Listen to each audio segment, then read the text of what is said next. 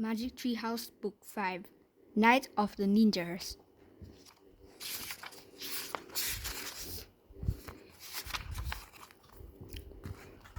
Chapter 1 Back into the woods. Let's look again, Jack, said Annie. Jack and Annie were walking home from the library. The path went right by the Fockery woods. Jack sighed. We'll look this morning, he said. We looked the day before, and the day before that. Then you don't have to come, said Annie. I'll go look by myself. She took off into the woods. Annie, wait, Jack called. It's almost dark. We have to get home. But Annie had disappeared among the trees. Jack stared at the woods. He was starting to lose hope. Maybe he would never see Morgan again. Weeks had passed, and there had not been one sign of Morgan Le Fay, nor had there been one sign of her magic tree house. Jack, Annie called from the woods. It's back. Oh, she's just pretending as usual, Jack thought.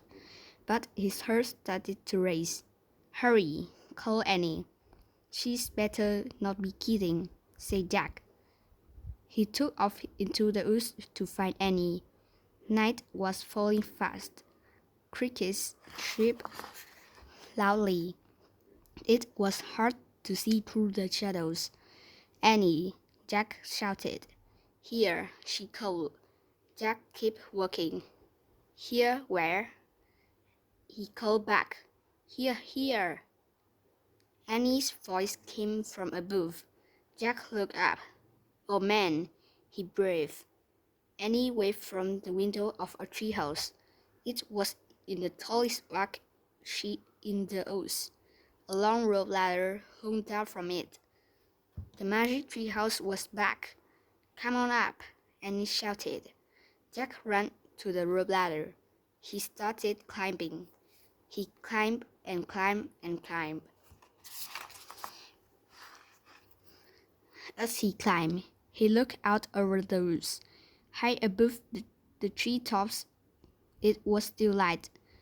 At last, Jack pulled himself into the treehouse. Annie sat in the shadows. Books were scattered everywhere. On the floor, the M glowed in the dim light.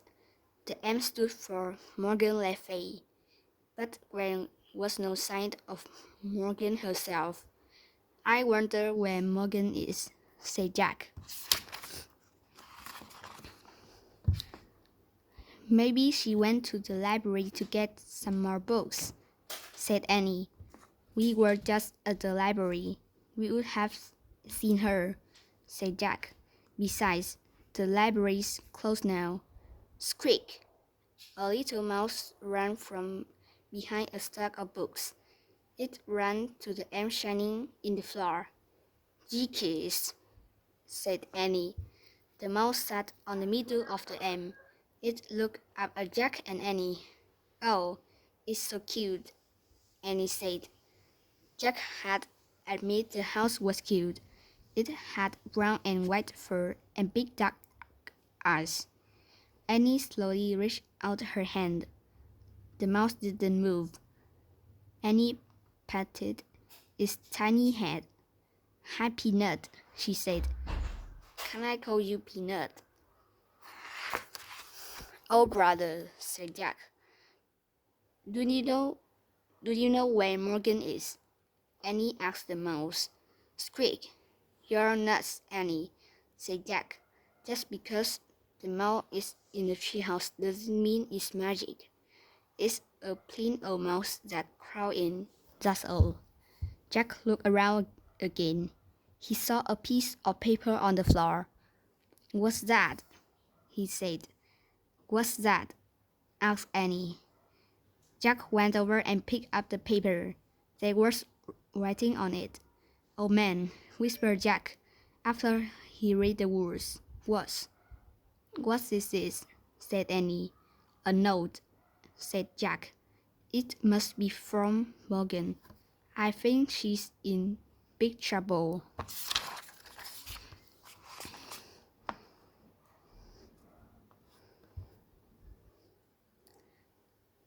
Chapter 2. The Open Book. Jack showed Annie the piece of paper. It said, "Dip me under a find for Finn." "Oh no," said Annie. "We have to help her." "But what's a Finn?" "Maybe she was trying to write things," said Jack. "See how the end sort of runs off the page. Maybe the spell was starting to make her disappear or something," said Annie. "Right," said Jack. "I wonder if she left any other clues." He glanced around the treehouse. "Look." Annie pointed at a book in the corner. That's the only open book," she said. Jack looked around again. Annie was right.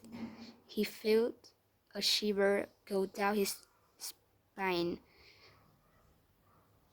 Jack went over to the book and picked it up. He held it near the window. Light from the setting sun was golden on the page. Jack stared at the book on it. In the picture were trees with white flowers. The trees were on the side of a mountain, near a wide, rushing stream. Two people were also in the picture. They wore dark clothes. They had black scarves over their faces, and long shirts strapped to their backs. "Oh man," whispered Jack.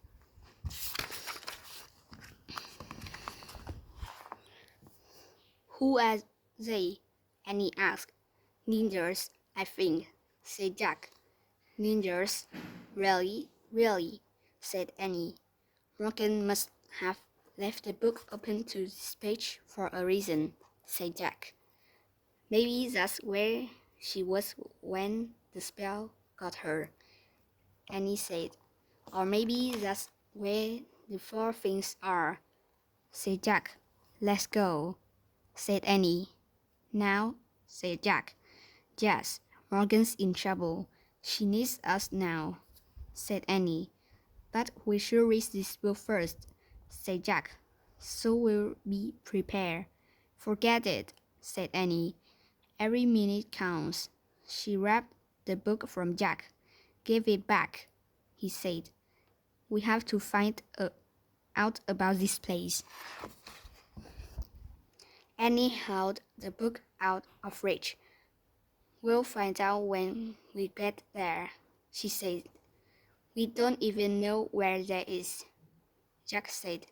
But Annie pointed at the picture. "I wish we could go here," she said. The leaves of the larch tree began to shake. "Squeak! Don't be scared, Peanut," said Annie. She scooped up the mouse.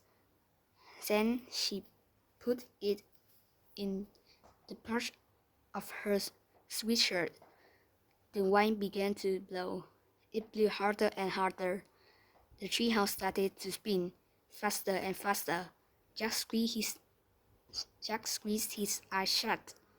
Then everything was still, absolutely still, except for the sound of rushing water.